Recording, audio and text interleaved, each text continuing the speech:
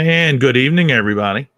Those of you that are watching and listening, we are late a little bit.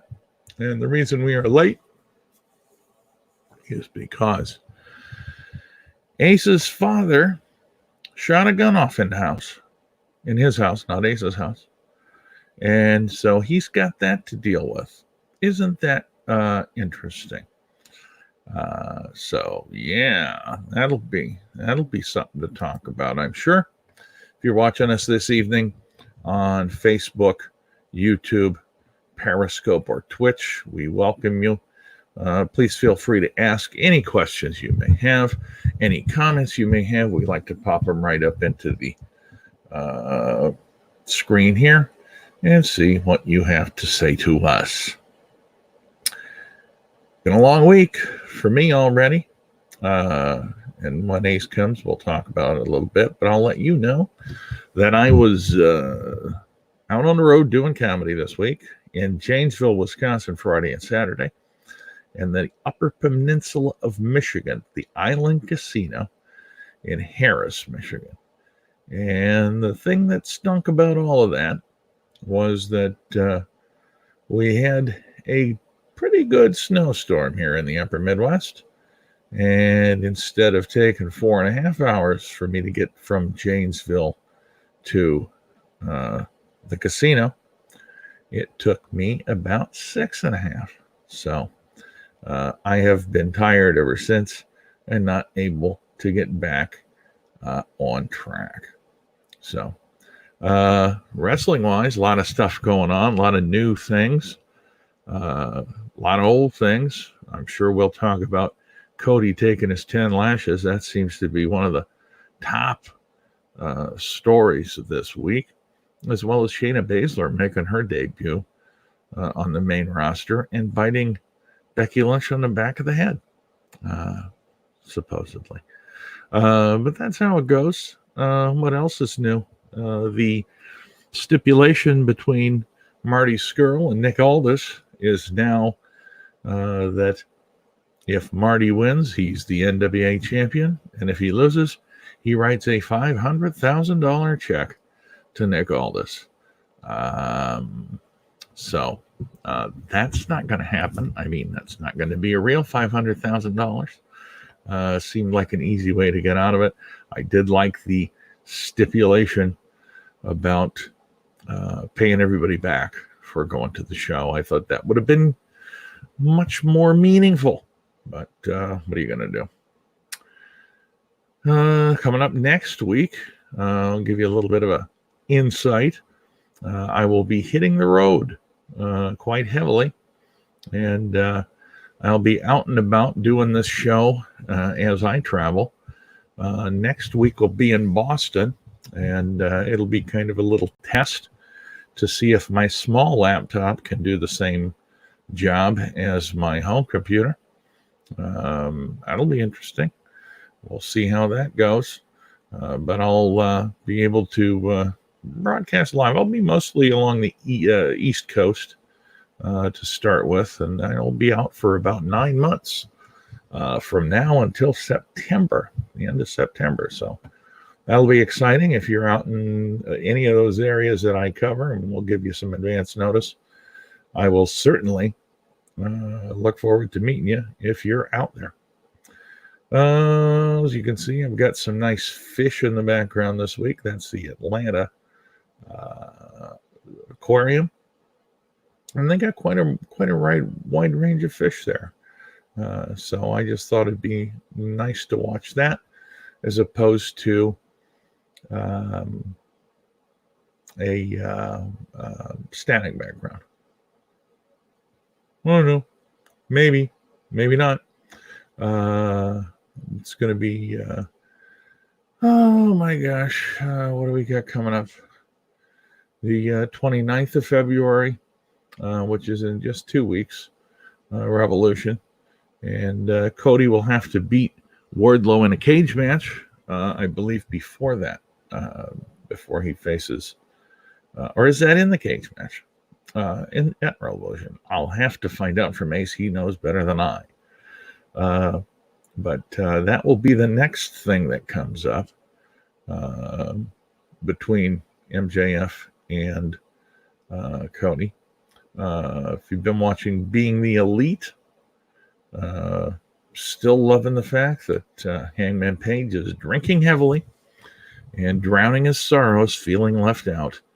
And that's just sort of the way it is. Feeling left out, feeling sad. And the other guys in the Elite are hanging and banging, but he's just not part of the crew anymore, it seems. Moxley poked Santana in the eye with keys. That was fun. And particularly like the fact that Jericho then said, "What kind of a man pokes a guy in the eye?" Which, of course, he did to Moxley. And that was interesting as well. Don't know if any of you happen to listen to the WWE conference call this last week. That was interesting. It's Big Ace. Good afternoon, good evening, and tell us all about the shot heard around the neighborhood. It's funny because my father was not home when I got there to check it out. My mother was long story. The old man, I'm sure you said it already, mask, but popped off a gun by accident in the house, and so I was checking it out. I'll tell you what, he did it in the basement, but it got to our split level front door, so the angle at the shot was pretty impressive. Jumping catfish.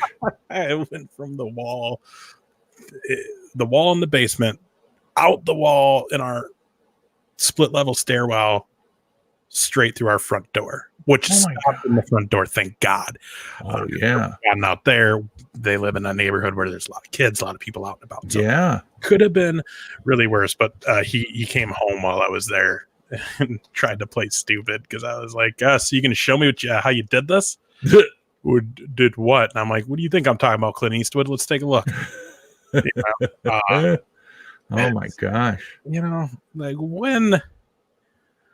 And we don't need to get into all this. I know you know a lot about it because you and I have personally talked about all this stuff, which by the way, I like the fish tank behind you. But there's a lot of stuff that has happened in the past, 30 some years in my family.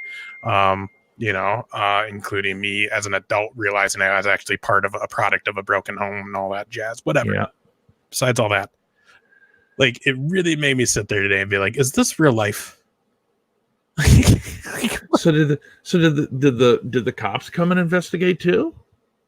No, because no one. The only people that heard it was him and my mom, and then I guess my sister-in-law was on the phone with my mom and heard the bang. But since it didn't break through outside, I don't think anybody heard it, and no bullet come flying out because it stopped by that steel front door. So no cops got involved. Well, that's good.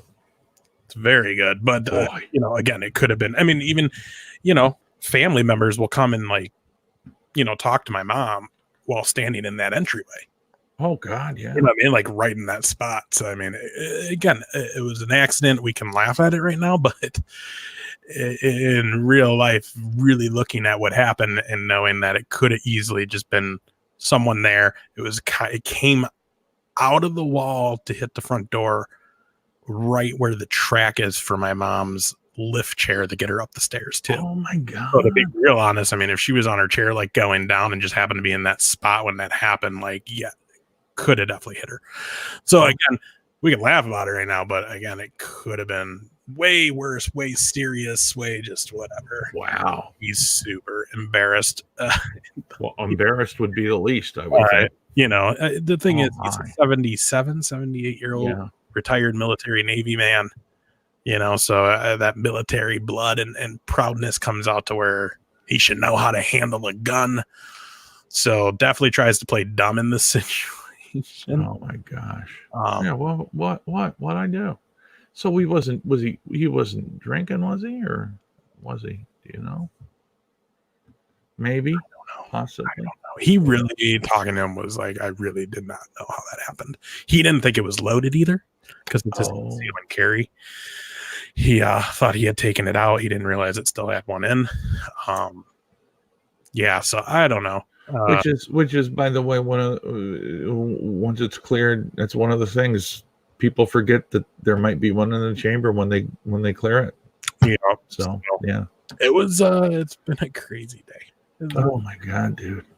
Well, yeah, and and like a lot of this was going down while I was at work today, so I was dealing with those phone calls, and then work was just crazy. And oh my god, I literally got here, got out of my work clothes, put this on, and logged on. So, hey, everybody, you're seeing me like fresh right out of everything. Well, I mean, sit down. you haven't even had a chance to take a little puff of fresh air to calm you down a little. Oh, there he is. Oh my gosh. So yeah, I was just mentioning I had a fair weekend. I was on the road Friday, Saturday, and Sunday night. Ended up last week after the show, I ended up having did you like that, folks, how he has a cough button where when he's hacking up a lung, he can just turn it. He's clever. He's a radio man. Like, trained for this. I know. I don't do it. I don't care. But I knew that was going to be a good cough. That's why. But yeah, I was in Janesville, Wisconsin Friday, Saturday, and had to drive to the casino up near Escanaba, Michigan. And we had a nice snowstorm, which instead of 4.5 hours on Sunday, I ended up going 6.5. And then I got there and it still snowed and snowed. I had to, when I got up to leave yesterday, I had 6 inches of snow on my car that I had to clear off. And then it was shitty driving the whole way home until I got to about Wausau. And then I had to go to work. So yeah, it's I hibernated because I knew. Oh yeah. Yes, I was like, I got some food on Saturday, stocked the fridge up a little bit, got some drinks, planned my day out, watched some wrestling most of the day. And here's what's horrible though, Mask. I should have been catching up on what I haven't watched already, but that's not what I did. Instead, what did you do? I realized I haven't watched the WWE Network in months, and ended up turning on 19, the big show that I watched front to back that day, and then I watched just a bunch of random stuff. Was the 1989 SummerSlam. This would have been Hogan and Brutus the Barber Beefcake in the main event against Macho Madness. Actually, I don't even think he was Madness at the time. It might have been Macho King at this time. And Zeus from No Holds Barred making his actual in-ring. Yeah, Tommy Lister. Movie character. Tommy Lister was. I loved because they show the, back in the day, and they still do this today. They do the setup before the match happens on a paper. Yeah. So they were doing that setup, and just when that moment when he first debuts, and it's supposed to be Hogan Bossman in a cage match at like a Superstars, and they're filming it, and like Hogan's walking and sees, and he's just, you've seen, what I'm talking about. Yeah. And Zeus is just perched up on that corner, just the one eye's going that way. Yeah. And he's just like, and like, was it Jesse Ventura? So it's not just a movie anymore. He wants real payback, and it's just like, what? Did you watch the movie? Because it wasn't a real movie at all either. No, it was a garbage movie. Well, I will say this though. Back in that in the late 80s, there was still a little suspension of disbelief. Like some of that stuff could happen. I don't know. Yeah, but I guess because what year was that? No Holds Bar. That was it's like 80 or no 87 or 88. I think it's later 80s because I remember watching it. I was born in 82. Yeah, I mean that was still fairly in the kayfabe days. Yeah, you know what I mean. Absolutely, it was, and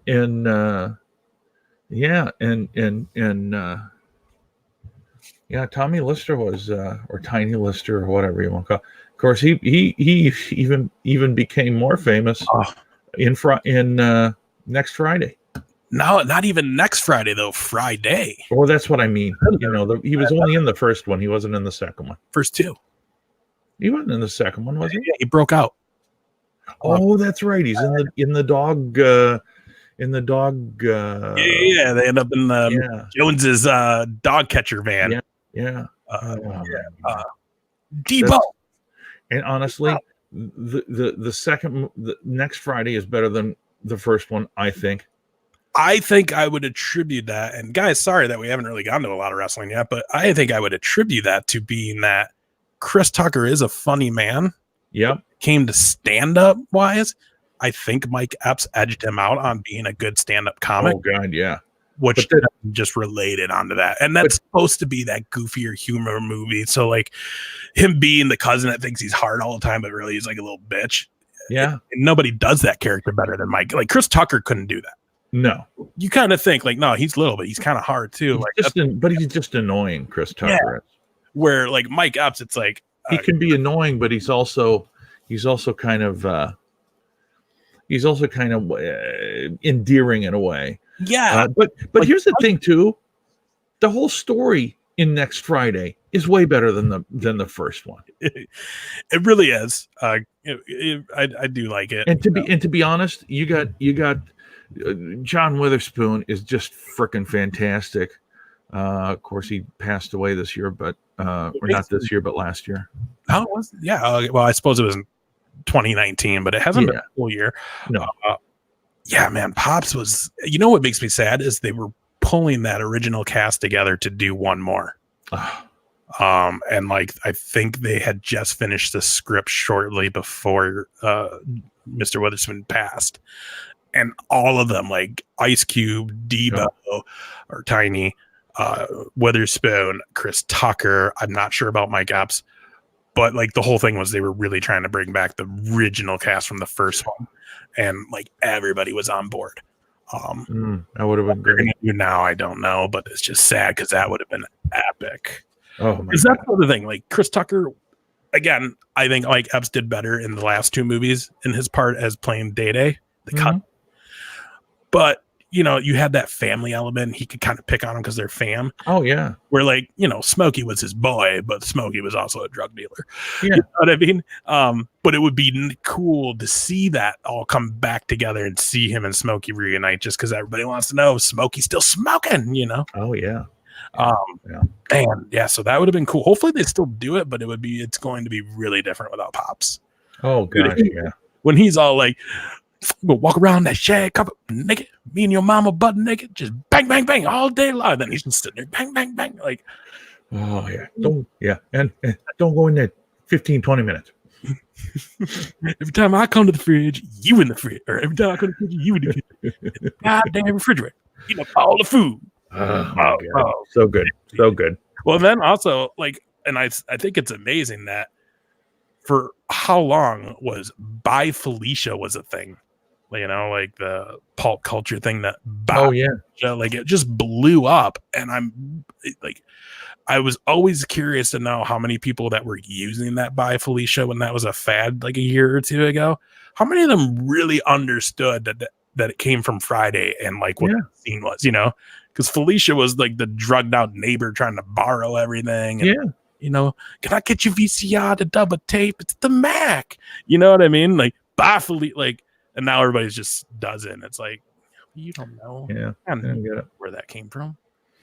You should. Yeah, that's how a lot of stuff happens these days. So, oh my gosh. Yeah. So, let's see. There's a lot of stuff happening this week in wrestling, and a lot of stuff usually happens the day after we have our show. A lot of stuff happened on Dynamite this week. The first thing I thought was absolutely amazing was Moxley taking the car keys and poking Santana in the eye with it. Great. I loved it. And I mentioned this earlier before you came in. The thing I loved the most was Jericho saying, "What kind of a man pokes a guy in the eye and tries to take his sight?" That was so good. That was when he turned that on him to be like, "Who would do that. It's like, this is why you are the GOAT, Jericho. So good. So good. Yeah, Dynamite. So I'm interested because I'm excited to talk about this, even though I'm exhausted. I'm excited to talk about. I want to compare, and we don't have to do it right off this minute, but obviously there was one very large segment that was heavily advertised. It was going to be the big deal on AEW Dynamite, Cody MJF, the 10 slashings, which was something, and I want to hear your opinion on it. I don't know why that dinged so loud. Oh, that's why. But the other thing is, I think, and we did this talking going into that show last week, being like, what, anticipating how bad it was going to be. He's saying it's not for the kids, blah, blah, blah, blah, blah. None of us knew last Tuesday while talking about the upcoming show with these lashings that by far was not going to be the moment of the week. And that by far, no one I think else thought that, like, hey, wait, we actually are going to have to use that moment and compare it to another big moment that happened on Raw to say which one crossed the line first. Yeah. And we'll get to that, but I mean, wow, what they did last night on Raw was wow. But let's get into Dynamite. Well, yeah, there's a lot of different stuff on Raw too. But as far as Dynamite goes, I watched Dark tonight, and for the life of me, man, and we talk about this every week, I don't know what in the hell they're doing with the women. I just don't. It's just, I mean, and you can't figure it out, but you can't also follow. Right. I watched Dark. They had Rio with another Japanese wrestler who was actually smaller than her on Dark, which is hard. And the reality is, it was just amazing to me because I don't know why they didn't have that match. They have nothing built up with these women. They had Shida had a match with a new woman making her debut who was bigger, not huge or anything like that, but bigger and taller and thicker. And she made a good match out of it. But again, I don't understand the reasoning why it was done. But having said that, I like how Mox is building with those guys, and the lashings with Cody. I mean, let's just say, I don't understand why that was such a big deal. I mean, it was not as bad as I thought it was going to be. I also felt like they drew it out a hell of a lot longer than they needed to, maybe. With all of the dramatic pausing and letting Wardlow hit him once, and everybody coming down to give him support. I get that part, but it still was drawn out too long for my liking. Yeah, and I think not the mistake, but I just think if I was being in charge of this whole thing, creating this line, the storyline, wouldn't you have given Warlord? Is that his name? Warlord? Shitload. Wardlow. Him, yeah. I just keep on saying Walter, just because it's a W. Yeah. Wardlow, which change your goddamn name. It's horrible. Why wouldn't you have given, if you're MJF and you're really trying to stick it to him, why wouldn't you have given Wardlow that belt at 5 lashings and let him finish it out? Because obviously his one was stronger than the rest. Oh yeah. And you're really trying to plus they could have really hyped up the whole, but it's supposed to be you, like they did during that one, but they could have drug that on a little bit. I did like that I like that the heels came out to watch. I like that we saw the Elite slowly come out. I like that we saw Dustin. I like that he tried to take, I like the story they told, but And yeah, it went a little too long. I think it would have been a little better if we saw Wardlow go low. That or no weight belt. Yeah. How do you not do this and not use one of Cody's weight belts? So here's what I think. I really honestly think that in term they must have figured this out, because I think the belt that they used left some really good welts. This is true. I think if he was using a weight belt, I think the width of that belt would have distributed that force on a wider level, and I don't think the welts would have been as noticeable. Because I think that's really the reason that they used a thinner belt and not a weight belt, because it would make a better mark on it. Yeah, that's true. And having said that too, I think Cody did a really good job selling the whole thing. Yeah, I like the fact that he even made it feel like he might quit. Yeah. He wasn't going to do it. He wasn't going to, but now I will throw in one thing that I thought was a bit odd. Granted, Brandy is his wife. She came down and acted like a normal human being through all this. Well, and having said that, it's like what's up with her weirdos? Well, okay, so you must be a little behind then on this, because this actually, this kind of sealed the deal. But I guess on one of the darks, did you see this? Awesome Kong got injured. No. Okay, so Awesome Kong got injured in one of the darks. I don't think it was a legitimate injury. I think they're playing it up to write her off. She will be probably gone for a little while, but it was apparently like, I think she lost to somebody. So then what do they call them? The Nightmare Collective. It's a stupid name. Yeah. Well, the Nightmare Collective turned on her, injured her. She's now off. Okay. After that, people were like, well, then what are they going to do with the Nightmare Collective? Because obviously it started with her and Brandy. Obviously she's the major gun in this. Brandy's the face of it. What are you going to do? What are you going to replace her? It doesn't sound like it. And it, from everything I've heard, everything I've read, the stuff I've seen, it definitely sounds like that was the end of the Nightmare Collective when we saw Brandy come out. Oh. Just because there was so much questions on if they were going to continue without Awesome Kong. I think they kind of realized too, like, people were kind of confused and were like, what the hell are you guys doing? This makes no sense. We've already got a couple other things that are coming at us out of left field with you guys. Yeah. This one seemed uncalled for. Plus it was like going towards the women's division. Then you brought the dude in from Japan. So now you got like a guy in there and he's helping them attack. Like, I don't know, it started to get weird and it wasn't doing anything for the women's division.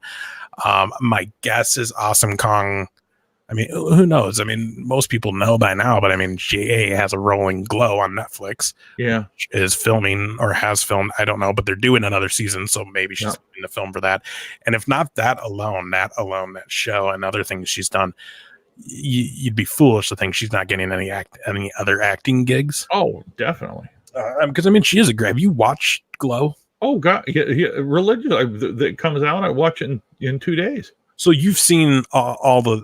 Oh yeah, it's 3 seasons. Am I correct now? I think it's 2. Oh, is it 2? I think it's only 2. The third one coming out. It could be the other show that I got that mixed up with that had a 3rd season, I believe, come out was the Amazon Prime. You might have watched this too because it kind of centers around stand-up comedy, but the Marvelous Miss Maisel. Oh yeah, I watched about the first 3 of that, and I wasn't feeling it. Yeah, I don't know. Something about it made me stay with it, and I've actually watched through the last season they just put out. I like it. I think if you keep watching it, it gets off of her divorce and the comedy being kind of side to that story to it. Now it becomes her becoming like a really big women's comic. Yeah. So if you were to watch it more and further in, I think you might end up like, well, maybe I will if I have some time someday. You sound like me in NWA. Yeah. I will watch that eventually. No, you won't. Yeah, I will. I've already watched 2 pay-per-views that the NWA have put out. I didn't even know they had 2 pay-per-views. Yeah, well, they're only $20. How can I not watch them? That's another interesting thing we'll have to talk about before we end tonight, and that's pay-per-views. And well, the I don't know about you. I listened to the entire conference call. I do not. I can't. I'm just at work when those happen. So, so here's the thing. I did it while I was doing something else. Well, I just also like, I don't know if I'd want to listen to Vince just sit there and be like, but it's not. It's mostly not him. You know, it's mostly. I mean, you can tell when he's throwing in opinions that are not necessarily financial related. Sure. So, for example, a question is, yeah, Vince, what about the XFL? A lot of investors are concerned about the XFL being taking money away from it. He's, they're two totally separate entities, and that's it. But that's the thing. It's like that's what he was talking about. You know, straight facts. I mean, he wasn't talking about the financials at all. Yeah. There was another guy to talk about the financials, and to be honest, I found it very interesting. It would be. Is that now? Do you listen to it live, or are you listening to a playback? Nope, I listened to it played back on YouTube. I probably listened to it about 3 hours after the fact. Nice. Yeah, and we'll talk more about that, because then there were some things that Vince did say on that one that makes you wonder. Well, yeah, that's when you were talking about pay-per-views. That's the reason. That's exactly the reason I thought you brought it up. Yep, that's exactly why.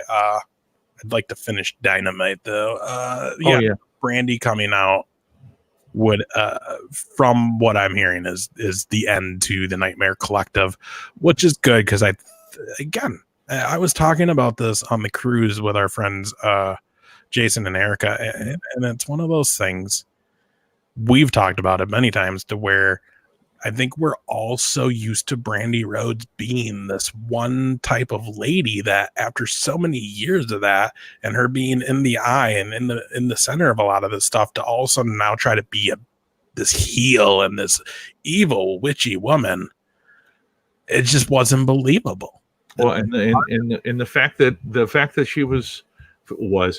that she's married to Cody makes it even more unbelievable. Right. And like anybody more hokey. Yeah. And anybody who's super hardcore, I mean, you look at her, for me, I will always remember her as Eden. Like, I learned who she was. I was a fan of her work as a ring announcer. I thought she was actually a really good ring announcer. And she did cool things for them on like the WWE internet website content. Yeah. I was a fan then. And she was like, I think one of the first that did like kind of a vlog series on WWE.com.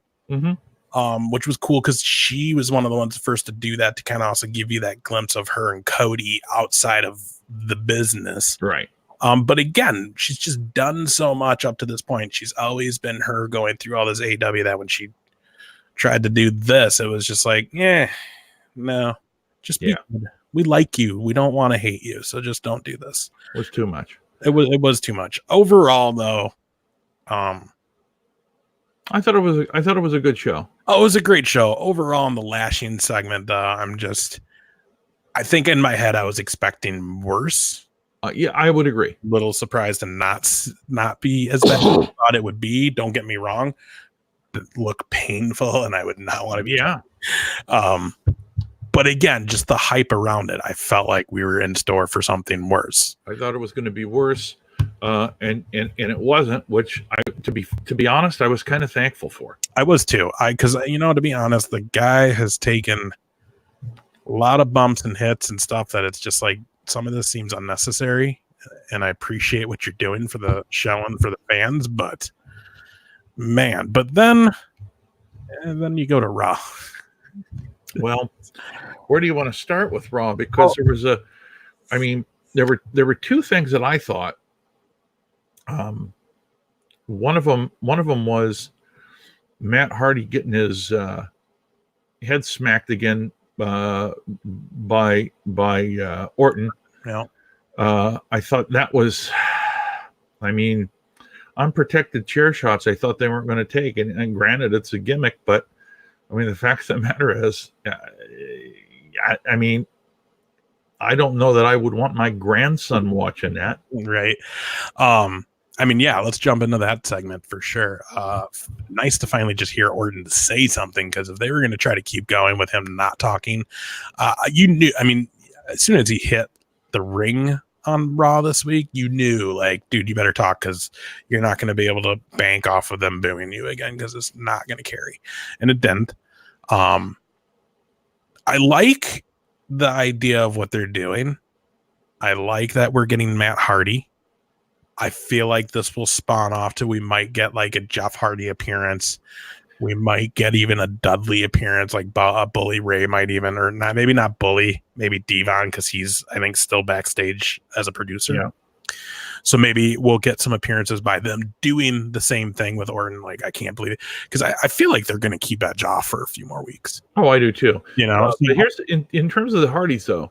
Here's one thing that kind of came out today with some of the stuff that I was watching before I left the house. Matt Hardy's contract's apparently up on March 1st. Yeah, I didn't hear March 1st. All I heard is any day now. Yeah, and he posted on Twitter goodbye. So I think he even maybe he tweeted that last night after Raw. Yeah. So I mean, you know what though? What a way to go out. Yeah. In the fact that he was able to kind of do a nice promo.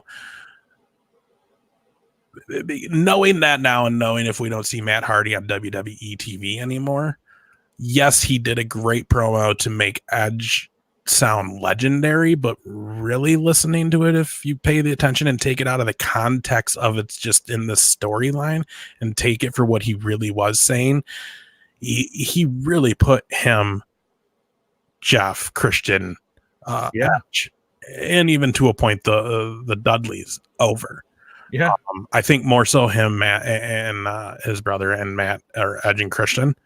But I mean, that emotion wasn't him doing it, you know, because that's the thing. These guys at the end of the day, they're like actors too, you know, right. Be able to pull these emotions, cutting these in-ring promos to get the crowd to really bite on it, all this stuff. That is what, you know, Matt and Edge are both great at. Both those teams were great at, and that was taking those real life situations, specifically Matt and Edge. They've already to do this. And he acknowledged that, like, you know, everybody knows the true story. Everybody knows what happened, but you know, again, too, to see that they can become friends all these years later and it's all whatever, that's awesome too. But really now knowing what that really meant, that was really Matt Hardy's probably goodbye to the WWE. Oh yeah. We won't see that happen again until he's inducted with his brother for the Hall of Fame. So when you really take that, that's him saying goodbye and letting you remember, like, guys, I'm out. Remember what we did here though. Yeah. And when you come down to it, like, I got chills when they started chanting TLC, and he's like, yeah, that's right. We also invented TLC, and they did. Yeah. I mean, even if they didn't invent the match, the idea of the match, which I think they did. Didn't they all come up with that? I think they did, and they perfected it too. But that's just it. It wouldn't have come up with the idea, the fact that they perfected it, and out of the gates took it to heights that we've never seen it go again. No, never seen a TLC match as good as we've seen when it was those guys, Edge, Christian, and the Dudleys. Oh my God. We've never been able to see that ever again. So when I think it was the Dudleys the last time around who got inducted, and they brought Edge and Christian and the Hardys on stage at the Hall of Fame, like any true wrestling fan, that was a moment. Yeah. Because it's just those guys, I mean, to this day, those are matches you'll turn on and just be like, I'll watch this whole thing. It's a classic. Oh gosh, yeah. And then again, tying it to Edge, bringing up that old thing. I didn't like the Lita chant. I will say that. Mm-hmm. I just didn't feel it was necessary to do that. Like, I felt like they should have just let him keep going. I don't. Yeah. So in your opinion, and you've been to more live shows, live tapings, etc., Raws and SmackDowns than I have. Is that a chant that the WWE production staff is starting, or is the audience actually starting that generically or organically? I'm going to say this. I've been to tons of shows. I've been to Manias. I've been to Raws, SmackDowns, NXT. I've been to other pay-per-views, house show, like here in town, locally, Wisconsin. Like, I've been to tons of shows. I've spent so much money on wrestling tickets. Man, if I had that money back right now, new car. Yeah. And I've sat all over. I've never, I've sat front row. I've sat the nosebleeds. Yeah. I've never seen WWE producers in the crowd starting chants, handing signs off. I've seen them hand printed out stuff for like the Cesaro section sometimes. Holding up stuff. Those like little ones, cool. Anything you see majorly big, like they're not making those right, handing them out at the gate. Right. Like some people think they do. They don't. Those are just the fans make them. And to be honest, a lot of other fans hate them because they're annoying as shit. Because if you're sitting at the sign, you can't see jack. Yeah. It's just annoying. So any fans watching, just keep that in mind. Small signs or no signs.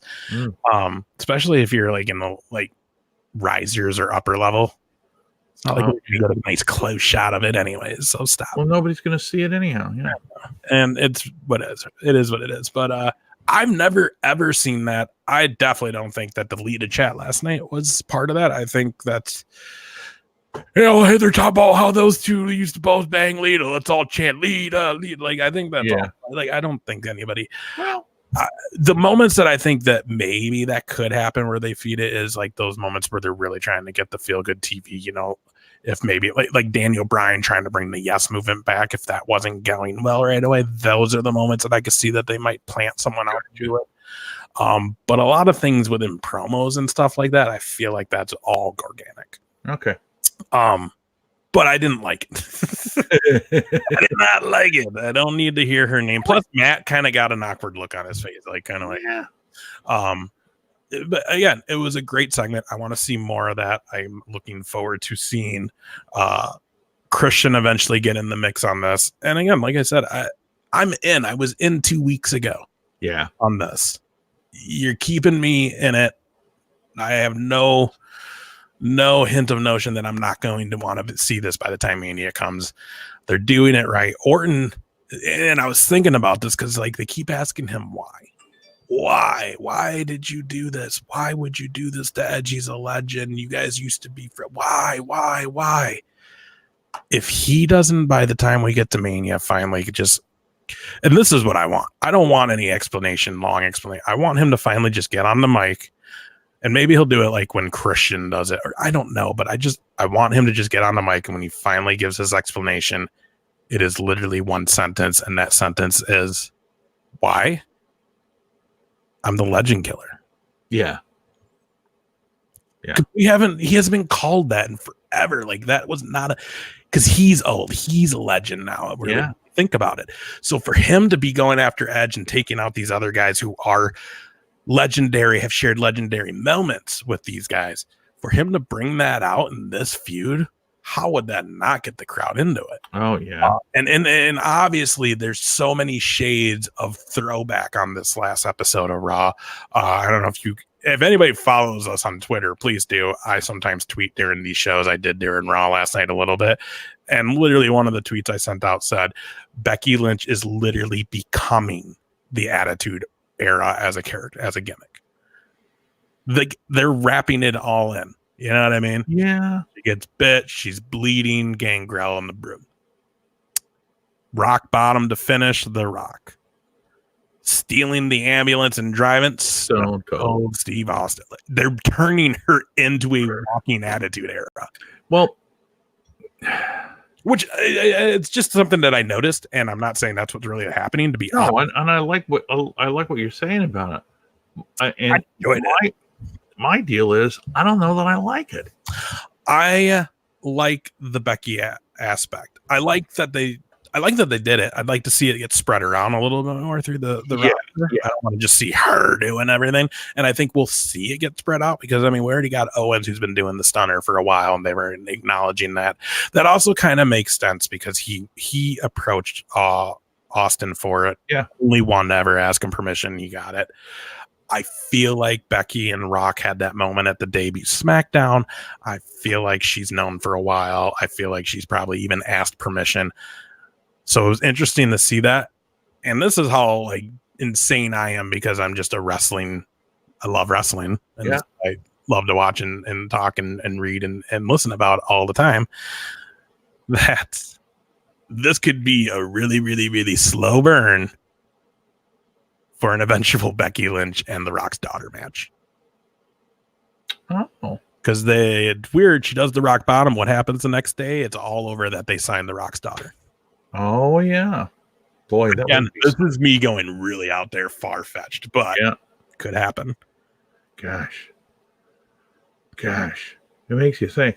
I don't know. What do you think? What do you think about the getting bit in the back of the neck business with her?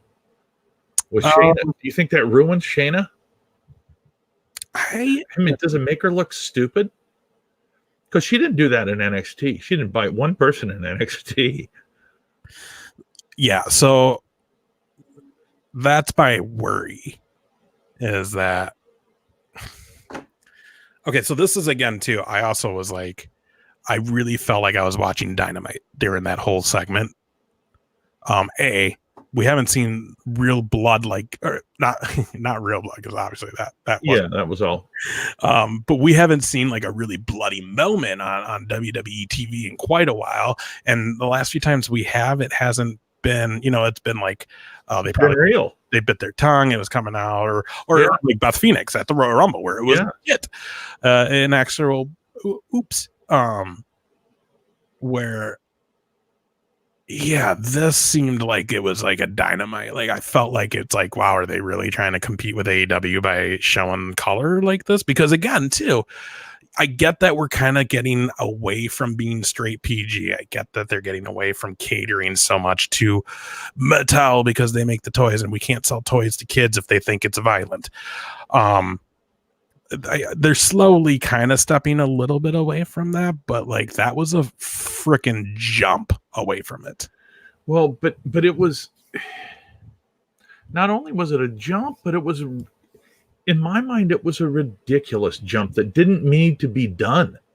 Yeah, and the other thing too is the only way this is going to be like an actual, like, obviously either on not on NXT because she's not there anymore, but on Raw next week, like obviously Shayna Baszler has to come out and give some sort of an explanation, and whatever that explanation is better be good. It better be a solid line, because again, you made a great point. This is something she's never done in her history. NXT. It's just not a thing. And I was wondering too, because as I was watching it, I was like, why is she taking her mouth guard out? Is she gonna lick her? Like, what the hell's going on? And then she, did what they did, and I was, and like I said, I was watching it. I was like, I don't know how to feel. I didn't. Here's the thing. I feel like she could have beat the crap out of Becky. Becky could have gone, drove the ambulance, and come back. She didn't even have to take the ambulance. She could have just gone off, come back. But this is why I say I feel like it's a shot at AEW. I really do. Deep down, I think underneath this was a shot to AEW to be like, we can do what you're doing. And then also, I think you had Charlotte. Here's another thing. You had Charlotte Flair show up on NXT last week, right? Yeah. You're thinking, boom, we got him. We just put one of our top female talent on the C show. We got them. They're not going to watch that. They're going to turn on us. No, they didn't. AEW beat them by a good chunk. So obviously that didn't work. So what's next? Blood for blood, right? You're gonna match what you're doing over there, because they have a hard on right now for trying to just get this Wednesday night crowd. Yeah, that's all they want right now, and it's not. It's going to kill them. It's not working out how it's supposed to for them on their end, and Vince can say all he wants as far as like, it's whatever. But it's like, no, dude, you have your hand. It's on USA now, and it's live 2 hours every Wednesday. Your hands are in that pot. Yeah. You want that win. You remember what it felt like for 83 weeks. You want that win. You don't want no other threat. You solved your 83-week problem by buying them out eventually. The only reason that hasn't happened since is there's been no one big enough causing a big enough wave in his pool to make him have to think that again, where this might. Will it ever happen? No, there's just, man, what a damn world this would be if all out of nowhere the cons just are like, yeah, we'll sell it. Take it, Vince. Like, oh my God, yeah. Oh, wow. I'll tell you, it's kind of like Coke versus RC Cola. Yeah. RC Cola has a ton of fans, and Coke just is this juggernaut that it ain't going away. Yeah, and it's and RC has very staunch fans, And that's to me what it is. But and then RC just has RC cola. Maybe once in a while they have a little cherry, but Yeah, and Coca-Cola is like, let's have with orange and let's have with vanilla and let's have diet and let's have sugar and let's have more Coke and crack now apparently in a can. I don't know if you see. Yeah. Yeah, apparently it gets you parties with Martin Scorsese. So you should. Yeah, it was just a really. I don't. It's going to be difficult to see what. Yeah, I just don't know how you come back from that. And then you kind of messed up that ending, because here's the deal: if you're going to go through with the full biting of the neck, her bleeding ringside for like 5 minutes, which ate up time that could have been to a match because they didn't end up doing anything other than finally dragging her out. Yeah. The whole backstage bit. I'm sorry. Again, I'm old school too. When these bits happen, like as soon as that happened and you saw her drive off, I was like, oh, cool. So we're going to get another Shayna Becky segment before the show's over. Yeah. Even if it's just backstage beating the shit out of each other, we're going to see them again. And then all we get is Becky comes out and cuts a promo. Yeah. No Baszler. Like that, come on. Well, and like, how do you not end Raw with her and Baszler finding each other backstage and going off air with those two just going at it? Well, and the whole point being that Baszler was supposed to come in and be, because Becky's beaten everybody else, even though she hasn't. But Becky's beaten. There's nobody else. There's nobody else left in that locker room from me. And so here comes Shayna, and it just seems to me like it's going to be this kind of, well, she even bit her in the neck, and Becky just drove off in the ambulance. She didn't need that much help.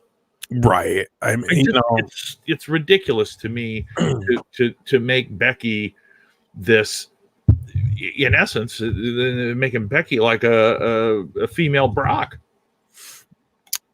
Yeah. I mean, they really are. But again, I don't know. I just don't know. Yeah. See, and because here's the thing. The only difference between Brock and Becky is that Becky is on every single week. Oh. At this point, because nobody beats Becky. She wins everything, and when she does lose, it's only a little shorty time. Yeah, and I think right now I don't think Baszler's the one. I don't know though. I guess I thought, because check this out. 3 months ago, Baszler was it. I would have told you that. I'd have been Baszler the whole way. She's going to come in. She's going to take one of the women's titles. She's going to reign over. She's going to be that big heel. It's going to be huge. She's going to have a big career. But what happened in that time?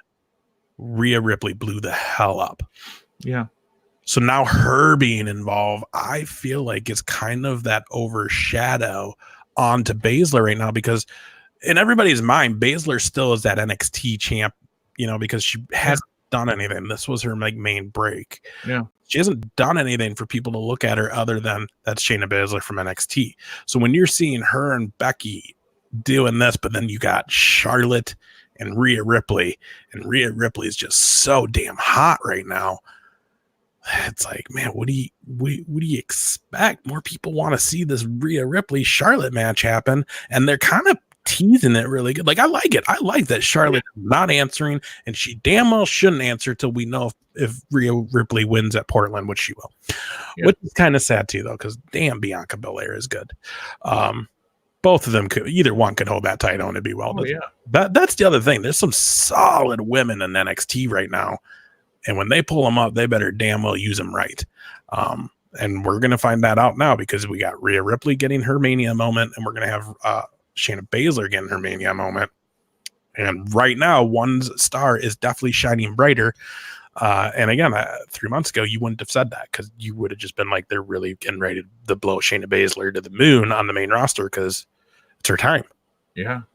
And now it's just like, man, we got to resort to her biting. You know what I did? I tweeted it because everybody was putting vampire pictures up after that happened. I got the one of Butters from South Park where he went vampire. And I thought it was hilarious. And yeah, it was just Yeah. I'm very interested. I'm intrigued to see where this goes. Did that need to happen? No. Was there something else they could have did to like see like that? Like you want color, cool. Do something crazy. You got Orton giving concertos out. You got Hardy taking that headshot. Yeah. And then you just let Baszler bite the back of her neck. Like, come on, like, do something. Like, you might as well have her, like, put her through a table face first, and all of a sudden she's bleeding. Or, like, you know, hit her on the stairs and, like, let's have a gimmick cut. Here's the deal. They're not even bleeding. I mean, no, it was blood capsule. Clearly a capsule. So, I mean, cool. Let's have a spot on the stairs where what? Oh my! It's not hard. Yeah, it would be more believable that man, she busted her open, and then it'd be more believable when we see Becky coming back. Like, I'm gonna kill you instead. Yeah, Becky coming back, like should be my reaction. Like anybody would, like come back and be like, "You bit me." Yeah. Why'd you bite? Why? Yeah. We fight. Like, let's fight. Why'd you bite me? That's weird. Like, I don't know, like, you hungry? Like, there's screaming backstage. Like, not my neck, though. Like, what in the world? I don't know. I mean, what does the bite mark on the back of Becky's neck play into any Shayna Baszler's moves, though? No. Yeah, like, none. Like, that doesn't do anything to make her, like, you know, have an Achilles tendon, Achilles heel if she's in this match now, like that. Well, let's be honest. They could have had Shayna Baszler come out with a cage with a burlap sack over it. It would have been just as good. Maybe Shayna Baszler was in the cage. Maybe she was. That makes so much more sense now. Kind of tiny. That makes a lot of sense now. Yeah. So I don't know, man. Like, it just seemed. It was hokey. The whole night seemed very retro-y, though. Yeah. As far as like the 90s and 2000s, because you get the spot. First of all, before that even happened, one hell of a match between Becky and Asuka. Like, I enjoyed that match thoroughly. Like, that was better than the Royal Rumble match. Yeah. It was a great match. I like that Kyrie got involved, but not too heavy. I like it didn't outweigh the ending of that. Great match by both, solid. And then just that weird ass moment where she gets bit in the back of the neck. But then you go, you know, again, you got her using the rock bottom. You got her taking the ambulance out. You got the biting going on like she's a vampire, like the Brood. You got MVP coming back with the VIP lounge. Like, yeah, I think I think he's done after that, though. Well, he was done. I don't know. He might come back and do some other stuff. I kind of was like, I wouldn't be surprised if he's going to do some training sessions too at the. Oh, you think? Well, that might be. But definitely probably done in ring. I don't even think that's true too, though. I think he'll eventually come back. Obviously, he's in good shape. Yeah. I think somewhere down the line, if he feels like people are forgetting him, he'll maybe come back to try to be like, hey, yeah, one more match and Hall of Fame bid, right, guys? You know, it's crazy too because we just saw MVP on the boat and like literally flew off to WWE after that, and he's been on it consistently since. It's been kind of fun. I enjoyed him on the mic. Definitely still has the skills like he did back in the day. And he took a Claymore like a champ. Oh, man. I was worried his head was going to hit that turnbuckle, though. Dude. It was close, and that could have really messed him up. That's whiplash right there. And McIntyre is just killing it. Oh, my God. Drew McIntyre could not be any hotter, like, right now. Like, I mean, dude, you like, the dude's on fire. Like, the crowd loves him. Oh, my God. He's, like, really enjoying it. Yeah, man. And that was another really good thing to do because now you're comparing Brock and Heyman to him by have MVP join him, which is great because you're keeping it with what he has coming up.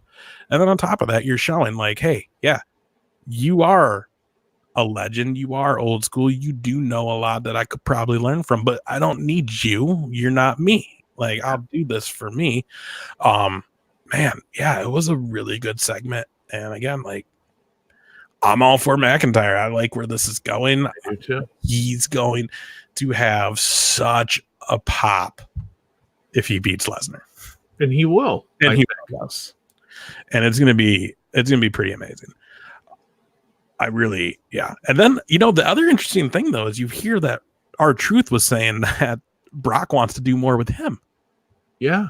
Because he had so much fun during that little promo that he cut on Heyman with Brock in the ring that I guess Brock's pitching ideas for him and R-Truth together. Oh, awesome. That's what Truth was saying in an interview. So, like, I'm all for Brock losing that Mania, coming back limited, but coming back and maybe having some fun. Yeah. I think he's earned that at this point. I think he's carried this persona. I'm not saying that. Here's the deal. There's all this stuff about when you see him outside, he's an ass. He's mean. They stay out of his way. He's just a man that doesn't want to be bothered. Right. Doesn't mean he's a bad guy. You saw a month ago at the U of M when they celebrated his championship win. I mean, he was surrounded by kids just loving it. Like, yes, I'm the man of the children, and like waving and hanging out with the Gopher. Like, it's just a regular guy that doesn't like to be bothered. Fame is not a thing for him. He just likes to be hell off and go to his place in the woods and hang out. So it is what it is. But I mean, I'd like to see him enjoy some of his time in WWE before it is over. Right. We saw some of that his first time around. You know, he had some fun with like Angle and some of those guys where it wasn't always just the Beast. When he was like a face, he was enjoying it. Yeah. And I would like to see that out of Brock too. And I'd like to see him maybe go out as a face because he is the Beast. He is the guy that did stuff that you didn't see before. He is one of the only guys that was able to come out and be a Division I NCAA champion and go straight into the WWE to then go in and have a successful championship career in the UFC to then go back and be a champion again in WWE and just to be known as one of like the baddest MFers around in the world. Like that's huge. So I'd love to see him actually get to have some fun and go out because like we saw it with the Money in the Bank and he had, you know, the Brock party. Like he was having fun and people were eating that shit up. You know what I mean? So I would love to see him and R-Truth get together and actually do something. Like I wouldn't even be mad if those two took the tag titles. Oh God, that'd be hilarious. So that'd be it would be bittersweet for me because I'm still blocked by R-Truth. But well, if we ever meet him or run into him, we'll have to be like, hey, what the hell? Why you blocking your fans, bro? I just want to be your fan. Yeah. If he still smokes, you can give him a smoke. Like the one time the first time I ever met him was we were having a cigarette at a strip club outside. He was on the patio. Perfect. Yeah. It's like my kind of people. Yeah. Super nice though, approachable and like wasn't like a dick. Like, hey, I'm at the strip club, leave me alone. He was just like, "What's up, guys?" He said, "What's up?" It was weird. Oh my God. So dang sorry, everybody. What else happened on Raw that we should talk about though? I mean, those are the only things that pop into my head. I want to bring up Humberto, Angel Garza. Yeah. Zelina Vega. I was a little disappointed. I'm not going to lie, because the way they built up what Garza did last week, taking out Humberto and Ray, I was really hoping that like maybe Humberto was going to be out for a while. And I was just, I was praying that on Raw last night when Garza came out, we were going to hear Ray's music hit. But it wasn't going to be Ray. It was going to be Dominic finally coming out to get revenge for his papa. And instead, we just got Humberto to come out, go after his cousin again. I still somehow feel like, because here's the other thing too, guys, subtle hints. Look for those subtle hints, okay? Heels dress dark. Faces generally lighter colors. Happy. Humberto made a change a few weeks ago from wearing a lot of white and happy gear to red and black all of a sudden. Yeah. He was kind of getting an attitude too the last couple weeks that I almost feel like maybe this is the setup, that we're going to see him and his cousin, because they're cousins and they got Zelina with them, that why not? Let's get them to be tag teams and get over this real quick. And then we see Dominic come in, tag with Ray, and that's the intro. And I think that would be a good move too, because I think Humberto's still fresh enough, and obviously Garza is brand new in NXT, that they're two good people that Dominic. To be honest, I have a feeling, I don't know if there's truth to this. I'd be interested to know, but I have a feeling that maybe they're training with Dominic outside of the shows. Yeah, that makes sense. You know, right? And then, which would see a perfect way for him to come on because he knows them, he's working with them, he's training with them, so he's comfortable with them already. Great way to bring Dominic on the WWE TV. Maybe I'm just wrong, and maybe they're just teasing all this shit, and Dominic's just never going to wrestle, and he just becomes like an accountant. Who knows? It just seems like such a waste after Brock tossed him around so great, and he took it so great. Well, and the other thing I've always wondered is he never did go to the Performance Center. Like, they never said they signed him. There was never a big deal. So it's like, okay, Mysterio, though, you know, being Rey Mysterio, I'm sure he's just training him, family, you know, the Guerreros are family. I'm sure he's learning from them as well. Chavo obviously is doing a lot of training nowadays as he's on with the Glow people and stuff. But so, you know, I get why that, but I just feel like WWE, why? That's a miss. How'd you not sign him? Yeah, the Performance Center and get him on NXT. Like, what? You missed the boat on that one, but whatever. Let's bring him out though on the main roster. I think he's ready. I mean, like you said, those bumps against Brock. Oh, I mean, again, you know, you got to look at. Sometimes it's not really like the power. It's not like that guy's a beast. Look what he just did to him. Sometimes you have to stop and as a wrestling fan be like, that all he really in theory did was throw him. Yeah, he did the ending. Look, so much worse. It was like when Lana threw Liv Morgan at the wall. Yeah. Liv Morgan made that look brutal. Yeah. Lana don't make nothing look brutal until she grabs a microphone. Uh-huh. So. Now, speaking of, we didn't talk about SmackDown at all. Goldberg made an appearance via satellite on a screen. Oh, he wasn't even there? Nope. What a jerk. You suck, Goldberg. You suck. You're almost there with Honky Tonk, man. So that's what I say. Honky Tonk, Goldberg. I mean, Honky Tonk still wins because he did that stuff to me personally. But I mean, it's no secret if you've just turning this on now and seeing me talk about wrestling, which you could have caught me for like 5 years now doing this. And if you're just now catching it, I hate Goldberg. Most overrated wrestler of all time. Dude has 4 moves that he does. Every match he was in was a jobber match, even when it was against top talent, like they were laying down for the man. When he comes to WWE and actually has to work programs and work storylines and actually work with top talent, it doesn't work out. He doesn't get his way. He's not happy, and he leaves after a very brief stint with WWE, where it's like, oh, I'm sorry that they didn't just hand you everything, because guess what? You're now competing with the likes of The Rock, Stone Cold Steve Austin, Undertaker, Brock Lesnar, Kurt Angle, Shawn Michaels, Triple H. You think you're above all that just because Eric Bischoff saw a big guy and just let you win for like a 2-year streak? No, that ain't how it works. You're in the real world now. Yeah. Just so he's back, and the talk is that they'll have a Roman Reigns Goldberg at Saudi, I think. Super Showdown. I will not watch that. Yeah. I will skip that match. And if Goldberg is at WrestleMania, I will skip that match. I have no business seeing it. The other thing is he obviously has proven he doesn't have it anymore. That's the he hurt himself by himself his last 2 matches. Why are they letting him do this still?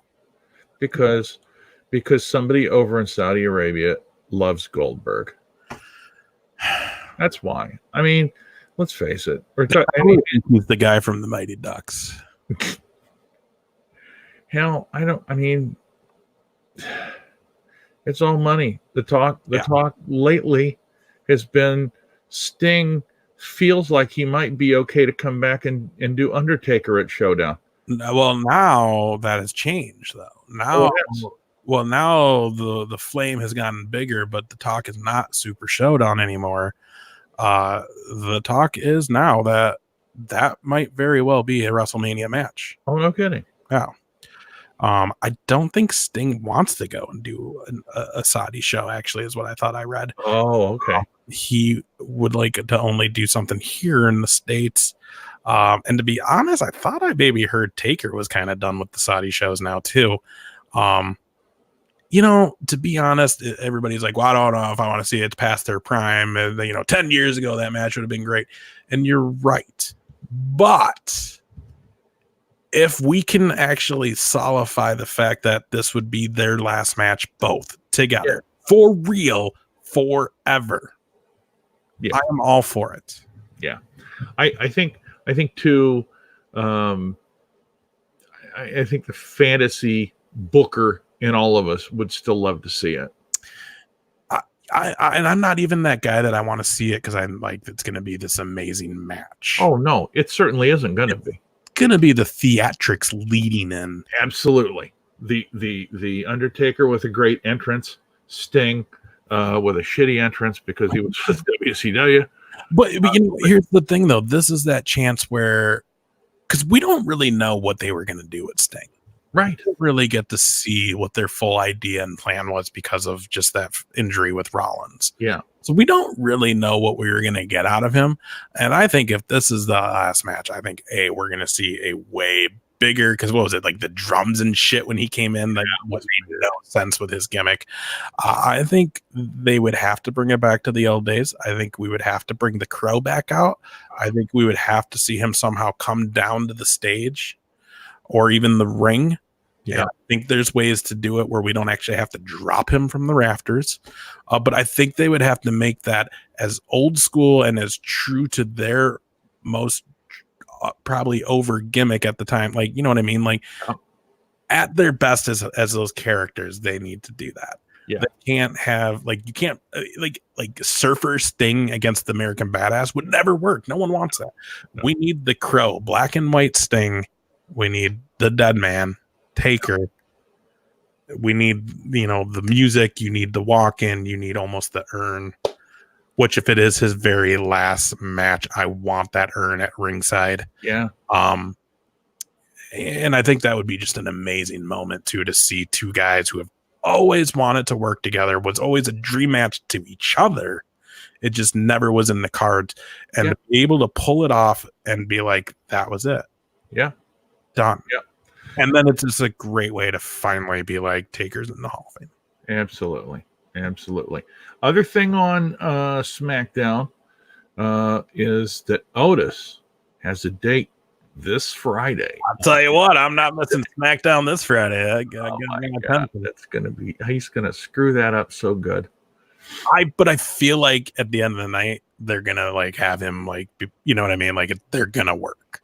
Oh yeah, I feel like we're gonna get at least a month of Otis Mandy. I think it works good on a lot of levels. It gives Mandy and Sonya a chance to go against each other because Sonya. I mean, it's nice because Otis is helping out Mandy, and Sonya gets her little fingers in there, and it screws it up. And it's like that's gonna happen, and that'll be a good match between those two, I think. Yeah. Oh, the other thing too is when you have two people working together in a ring that know each other and are very good friends, very close. Why do you think Edge and Christian were able to put on great matches? Why do you think all the Hart brothers were able to get good matches? Yeah. Why do you think Diesel and Michaels and Razor and Michael, they all traveled together? They were around each other nonstop. They know each other in the ring, so you're going to get quality time. And Otis is just, man, that guy's hilarious. And I would love to see it go to Mania. I just don't know if they'll be able to carry it on that long. Because let's be honest, it's going to be one of those things. We're going to see them get together. It's going to be nice. Eventually, she's going to break his heart. She's going to become a bitch again. And whatever, but I want to see them have it have wheels for a little bit. Remember how Tori used to be with who was the guy? He used to spit the mist out as well. Tajiri. Oh yeah. Wilson and like Tajiri had that thing for a couple months where they were like dating, and she would be at the side with him. And go back even further, Georgie Animal Steel and Miss Elizabeth. Oh yeah. So I mean, it's a staple, and it's a staple that works every time they do it. Nobody cares if that bit is recycled because it's two different people, and you have fondness for both of those people. And so that's why that particular bit in wrestling works, as opposed to when you go to the well too much with other stuff. It's just like nobody cares anymore. Yeah, and I think the nice thing is when you have the characters that you have right now. So, Mandy Rose can be a heel, she can be a face. I've met her before once at one of the accesses, and she is a super nice lady. Like, yeah. You wouldn't look at her and be like, you're kind of a bitch, you're like super nice. She can play either or though, because she can also come off and be like, I'm beautiful, you're not. Yeah. And man, like when Otis is like, Ducky, come on, but then like when he's like upset and he's all like, oh, hey Mandy, that is, I can't stop laughing when he goes from jacked up Otis to like depressed Otis, and just like all like, oh, it makes me laugh so much. But yeah, that thing's got wheels, and he's a beast, dude. For how big he is, I came across one of his Instagram posts the other day, and like, dude was doing straight up jump offs. He was sitting on a bench and then going from a sitting position to a full jump onto a box. Oh wow. He's a big dude. You shouldn't be able to do that. I'm a big fat dude. I can't jump off a chair, let alone onto a box that's like yay higher than the chair. Like I was floored, dude. I was like, this guy is an animal. But isn't he a multiple time Pan American wrestling champion too? He is. Yeah, he is definitely an amateur wrestling champion. Dude, those guys are so tough. Oh, dude, him, Brock or Kurt Angle, Dan Gable, but not that guy. Jordan Gable, Big E, Angelo Dawkins from Street Profits was a college wrestler. Man, I mean, the list goes on. These guys, because most of the guys that wrestled in college with any level of success started when they were in grade school. Yeah. And they've been conditioning and working out and building those muscles for literally decades. Yeah. And there's a real respect level that you'll notice between pro wrestlers and an amateur wrestler, as far as like the pro wrestlers looking at them. Yeah. There's just a lot of respect. I mean, I've been in Iowa, which is Dan Gable country. This Dan Gable, one of the greatest wrestlers and coaches ever, in Greco style Roman wrestling, that, I was there. I heard the Iron Sheik, who was also a wrestler before a professional wrestler, say, like, I've heard it out of his mouth say, Dan Gable is the best wrestler in the world. Mm-hmm. Like the respect and the things he was saying about Dan Gable, and Bob Backlund was there then too. Same thing. He's the best. He's the best. Like, there's such a respect to these guys. And if you've never watched wrestling, I know you're having, you've been around some massive tournaments and stuff for all age levels, and I've seen it too. And I mean, that's brutal stuff. The training's brutal. The keeping in your weight class, the actual matches are brutal. Cauliflower ear is no joke. That means you're getting banged up in the head. You know what I mean? Like, that's not awesome. Yeah, that's true. Yeah, so it's amazing. But what else happened on SmackDown then? I mean, I'm excited for the Valentine's date, and yes, I think you're right. I think Sonya somehow like ruins it for them, but I think Otis is coming away with a kiss. Yeah, maybe third base. To be honest with you, I had to watch highlights because I was working on Friday. That's cool. I wasn't. I don't remember where I was Friday, but I was not around to watch SmackDown. I'm gonna watch this week. I'm gonna make that effort to watch it. I'm excited for NXT Portland takeover this Sunday. Definitely watching that. I'm a little behind, but I mean, you can't go wrong. You got Adam Cole versus Tommaso Ciampa. You've got Belair versus Rhea Ripley, which I feel like Charlotte's getting involved, or at least making an appearance. You've got the one that I'm pumped for, Gargano and Finn Balor, I think is going to tear the house down. And huge, like that's just it. Like Charlotte being at NXT, which was supposed to be that big TV get, to me was nothing. Seeing the Velveteen Dream come back, take out Undisputed Era was beautiful though. Much bigger. So great. The only other thing I have heard, well, two things, because we haven't talked about the pay-per-view thing, but might as well do that now. But like, what do you listen to the conference call? You heard what was being said. The rumors, or not rumors, what's come out is that they're shopping the possibilities of the rights to their pay-per-views. So if anybody doesn't quite understand what that means they're shopping it around to other networks. So say Fox wants to buy the rights to WrestleMania, they can buy the rights to WrestleMania, and then one was mentioned. WrestleMania was Fox, but pay-per-views as a whole was Amazon Prime. Right. So what that means for you network subscribers is, my guess is you're not going to get screwed. You're going to now have to pay $10 a month for whatever content, and then still pay for your pay-per-views. So, and I think honestly, one of the reasons that they did that was because I think, and in the, it kind of came out, not really, but subtly, and maybe I was reading into it, that one of the reasons that the two executives were let go was because they and Vince did not see eye to eye on how to deal with AEW. And because I think probably what happened was this. Vince probably said, these people are selling $50 pay-per-views, and we're only getting $10 a month for the network. We're losing money. We're missing out on money. This is a way to get it back. And I think they probably said, you can't do that. You're going to alienate the people on your network that you've already said, here's your deal. And so, and one of the things was in the conference call, does that mean the network might go away? And he says, well, he didn't say yes, he didn't say no. He said, we're looking at all possible options. Wow. And well, so again, Vince McMahon is a wrestling promoter at heart when we get down to the dirty brass tacks. So, and not a business. Putting this out like that could also be him being like, get your subscription or else we're doing this, people. Yeah.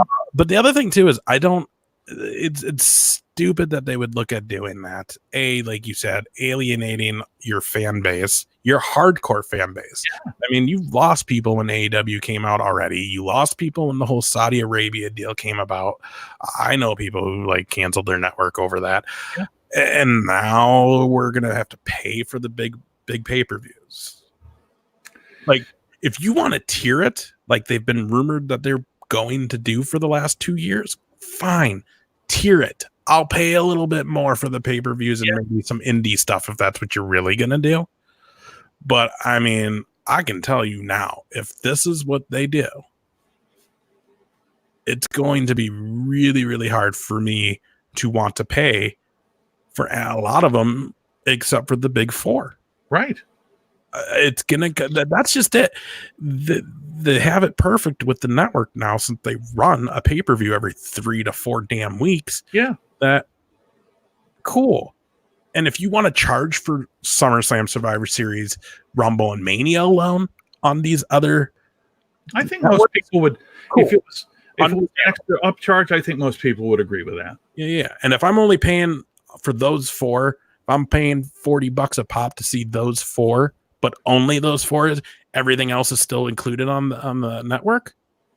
Okay, I can deal with that. I don't want to do it, but I can deal with it. Right. But if I have to pay $50 for every goddamn pay-per-view that they do going forward, like, no, you're just not going to get my money every month. Because again, hello, Vince, think about what you're saying.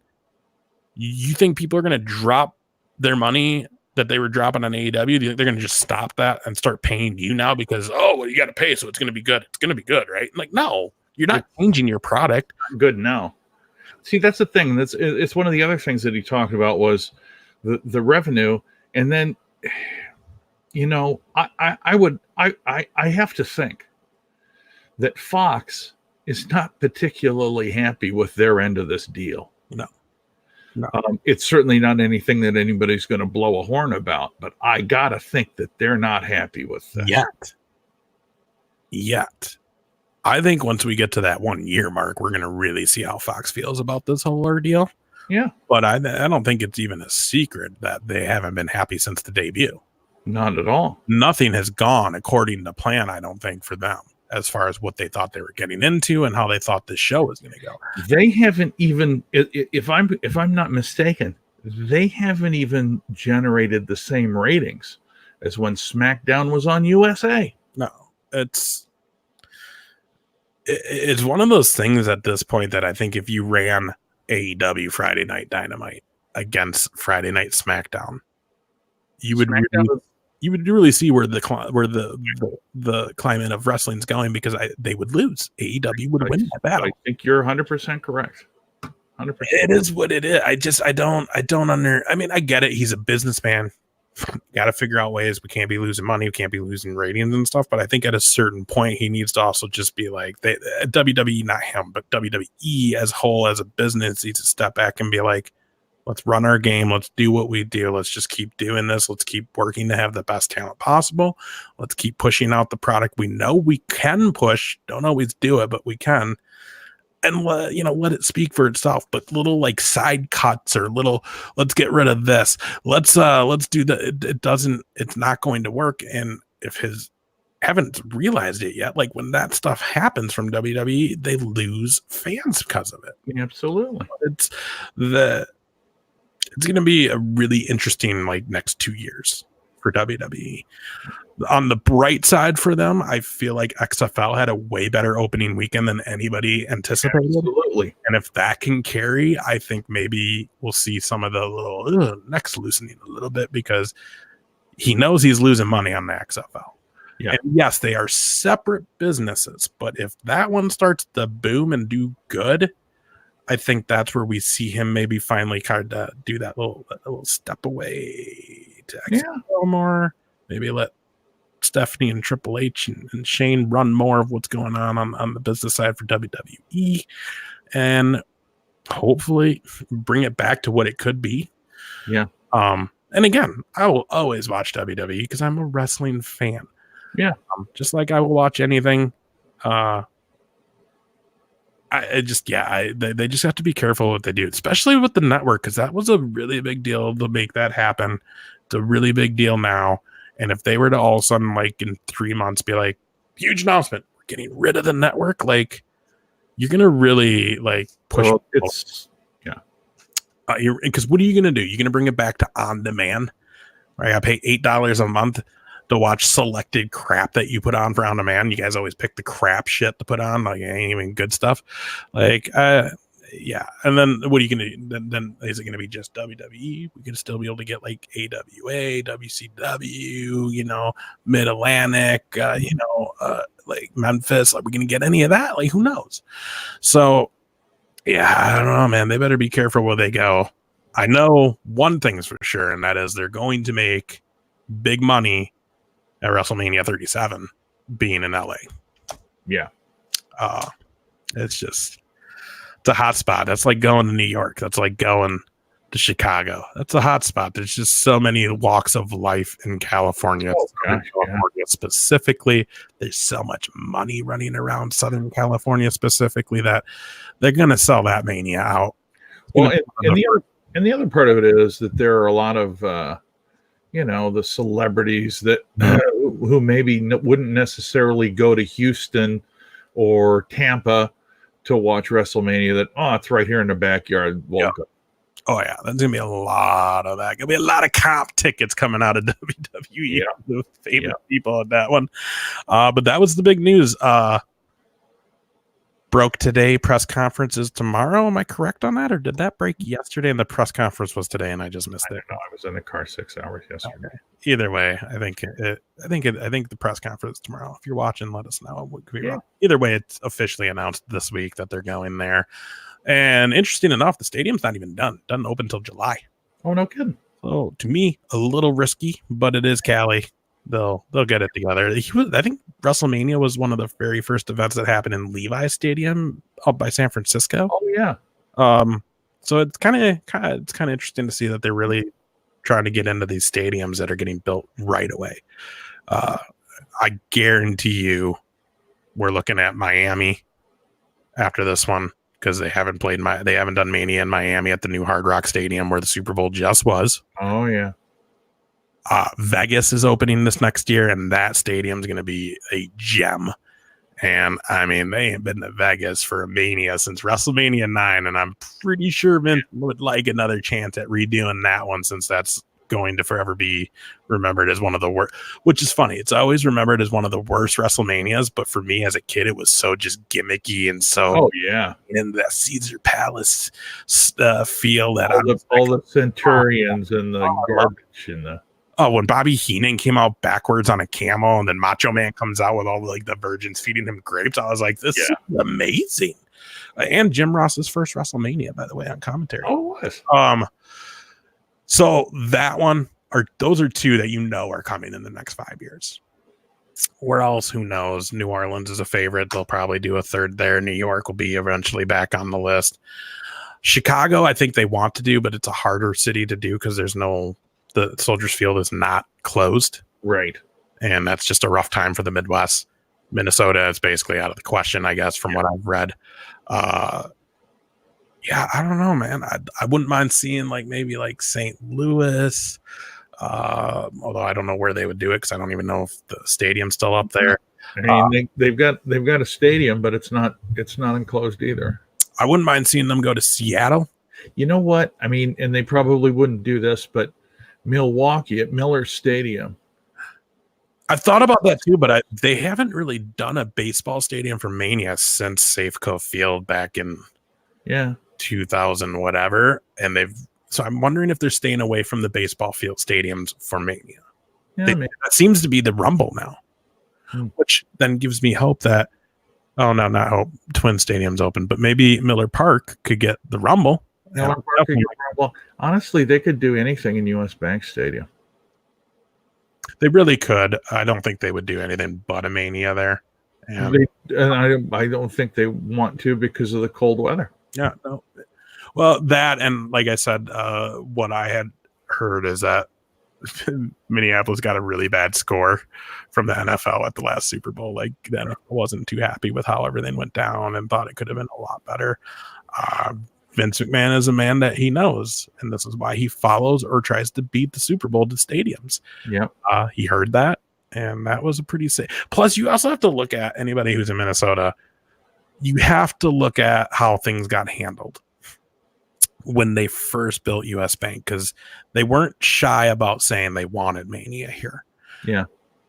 To the point that US Bank jumped the gun saying they had WrestleMania coming when that was not true, which then they had to be like, oh, no, we meant we're in talks. Duh. Which I think already left a bad taste in WWE's mouth. Sure. So I think the weather, I think the Super Bowl, the NFL not being happy with how things happen Super Bowl week here. I just unfortunately don't ever see it coming. Yeah. Who knows? Maybe I'm wrong. Maybe they build another football stadium, a better football stadium here. Or I'm really been hoping that we could get a summer. I'd like to see SummerSlam move outdoors into a baseball or soccer stadium. And I think we have two great locations for a SummerSlam event, Target Field or the new Alliance Field where the Minnesota play, right in between St. Paul and Minneapolis. I'd love to see that happen. Oh my gosh, that'd be cool over there. One interesting thing that is happening for the local wrestling scene in Minnesota is, I don't know if you saw this, but First Wrestling, a company we both really enjoy, is bringing back live shows at a mall. Yeah, I saw that up at Rosedale. Rosedale Center in Roseville, yeah. Roseville, Minnesota, suburb of the Minneapolis to St. Paul area. Last time wrestling was in a mall here, I believe, was that WCW Nitro debut. So bringing that back, seats around the ring's already sold out. It's just general admission for that show already. So that Eric Cannon is a pretty smart character, I think. Yeah, the first wrestling crew knows exactly what they're doing. They know, and honestly, Minnesota seems to be picking up steam between First Wrestling. I think the other one is MAW. I've noticed that's bringing in some decent talent. So, man, hopefully this means a good next year for local wrestling in the state of Minnesota. I know I'd love to see some more of that, but we gotta go up to Fortune Bania, baby. I'd like to. But I think it's really close to the Waterloo. At least last year it was right. Last year was right after Waterloo. Like people. Oh yeah, that's right. Talent was leaving. Yeah, they were leaving Waterloo to go straight to that Fortune Bay show. So, excuse me, if that happens. Unfortunately, will not. But if not, I'd like to really go. The only thing is, did I see correct? Is Hockey Talk Man being advertised for that show? If HTM is there, we ain't going. I mean, I'll go, but I get a lot of Rotten Tomatoes. I'm gonna flip that guy off the entire time I walk by him. Throw some shit at him, man. He can take it. He's the Hockey Talk Man. He's cool. He's cocky. He's bad. He's a joke. There you go. That's what he is. He's a joke. Perfect. All right, buddy. Well, we talked about a lot of stuff. Gosh, tell your dad don't shoot that gun no more. Yeah, that ain't happening anymore. I told him he had to take him out. Did you take the gun from him? He won't give it to us. He even said, he's like, you take off my dead hand. And I'm like, that can be enraged. I'm like, give me the gun. I don't want to take the gun. I just want to hold the gun a minute. I told him, I was like, he's like, well, you take that gun out of my hand over my dead body. And I'm like, you're almost 80. We're almost there. I was like, we're all getting old, Dad. I need reading glasses now, and you're at the end. Yeah. What do you want to do? No, just really because of the location and that children and other family come into that house quite often. Yep. It was, hey, you want to take these to your friend's house and maybe she can hold on to them for you. We just don't want them in the house anymore. So that's telling you can't have them, just not here. Yeah. Makes perfect sense. Yeah. So, and he didn't argue with me on that one. So that's good. Yeah, man. I want to end this like right though, because you got the big fishies swimming around. Yeah, about that. It's if your cat could see it, here, let me back it up a little bit. If your cat could see it, isn't that? It's like a huge aquarium, baby. I mean, that's pretty sweet. You can go like scuba diving in there. You ever do that? Oh no, I never. I've gone snorkeling. Yeah, that's what I meant. Snorkeling. Yeah, because you can go snorkeling in the Bahamas. In the Bahamas next year when you're on the Jericho cruise with us. Right. That's right. That's breaking news, everybody. Mass comedians coming on the Jericho cruise. Jericho doesn't care, but I'll poke his eye out with a stick. Not yet. He will care. He'll care eventually. Sooner or later, he'll care. Eventually. No, yeah. That's I'm just excited to say that because we have talked about it. You kind of teased it, but after going off air last week, you confirmed it. And yeah, you're going to come with us on the Jericho cruise. Absolutely. We're going to get a bigger room, and that means we're going to hopefully do some recording, recording, some interviews with some people on the boat, friends, and maybe some talent, hopefully. And then we're just going to have a good time. Yeah, it's going to be pretty awesome. I'm super pumped. I was super excited coming home to go back on the triple whammy. But like now that you've confirmed that you're going, it's brought it to a whole new level. Like I'm pumped. I cannot wait for almost just a little under a year now. Yeah. So now here's another thing I mentioned at the beginning when you weren't here. Next week, the old Mass Comedian will be live from somewhere in Boston, Massachusetts. B-Mass? Mm-hmm. Oh, snap. You should go hang out with Cena and his dad. Yeah, I'm sure they're going to be right. You should just go knock on Cena's dad's door. Be like, hey, old man. Mr. Cena. He'd probably do it. But hey, you want to be on a wrestling show? Okay. Your father, your son said I should look you up when I get into Boston. Yeah. And I'm wondering if you'd be on our show. John Cena. John Cena. I'll tell you what. nothing maybe make me laugh harder than Santino. And let me tell you something, Jachina. Oh man, I would crack up, man. Oh my God, crack up. Yeah, so awesome. We will talk to you live from Boston. Get yourself a Boston cream pie. We'll see if it works though, because I'm bringing a smaller laptop. It should work. I hope it works. If it doesn't work, we might be, because I'm on this trip for 9 months till the end of September. Oh, that's how long the job's for? Yeah, it's not like forever. Oh, really? That's too bad. Well, I mean, yeah, but it's, I don't want to say it on here, but it's more money than I've made. Like it's 4 times the money I made this last year. There it is. Worth it. And hopefully they just bring you back on the next year. Say, oh my gosh, you're very good at this. Why are you before? It's just because you're jackasses. Bobby Chango, how you doing, buddy? Yo, what's up on the Twitch? That's a Twitch. It is. Good to see you. Good to see you. Thanks for watching. We appreciate it, man. I need someone to show me what Twitch is. Twitch is for gaming. I know what it is, but just like show me how to use it. That's what I need. Yeah, I did. So the reason that I like to put us on Twitch is because there's a lot of wrestling content on Twitch. House of Cardcore's on there. TNA was on there. I don't know if they're still running a simulcast doing live. Brian Cage's. I can't think of her name. His wife was the host of the Melissa Santos. Yeah, she was the host of the like highlight show. Oh, cool. I wanted to bring that up real quick too. I watched a video of some Impact stuff this last week, and one person that I have always enjoyed. I actually told this to Allie on the boat, Chris Jericho cruise. It was like I took a picture with like all of the AEW women, and I only said one thing to one of them, and it was, "I like the team and Bunny." I felt like an idiot. She was just like, "Oh, thanks." But I really enjoyed that. I enjoy the hell out of Rosemary. I think she's solid. I love the creepy side. I just love what they're doing. I love Su Yung being an Impact. I hadn't realized that Havoc like beat the crap out of Su Yung so bad that she turned face and like stopped wearing the makeup and was like a girly girl. I don't know if you know either. So like apparently she's been like that for the last how long. And I guess this week on Impact, they were live in Mexico. And I'm pretty sure this is recent. Maybe I'm not. And if I'm not, tell me. But I'm pretty sure this is recent. Or Rosemary, like, basically beat her up and through, like, the same area, like, that Havoc did to the point that, like, choked her out. Oh, my God. Where she made her, like, trip back into becoming Su Yung. So like, the whole time she's like this like really nice Asian pretty girl, and she's like, no, that's evil. I don't want to do that. And then by the end, like she got like the bloody glove on, and then like tied a noose around her neck, and all of a sudden she became Rosemary, her Su Yung again, and like oh my God. And then like that's when Havoc comes up the stairwell, and all of a sudden she just stares at her, and they ended it on that.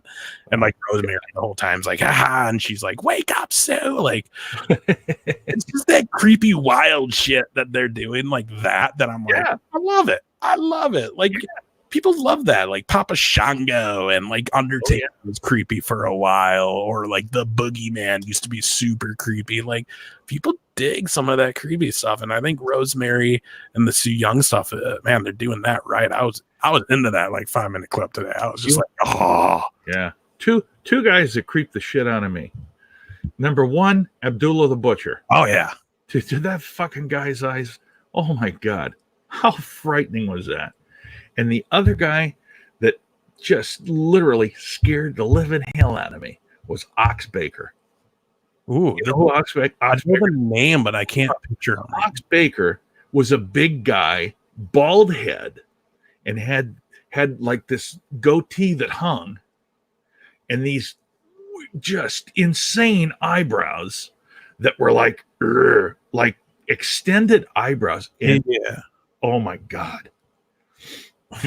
He had wild eyes and just scared the shit out of me. That's awesome. Papa Shango was my main one. Like growing up, like when he was making people's feet start on fire and made Warrior throw up, like, dude, I was like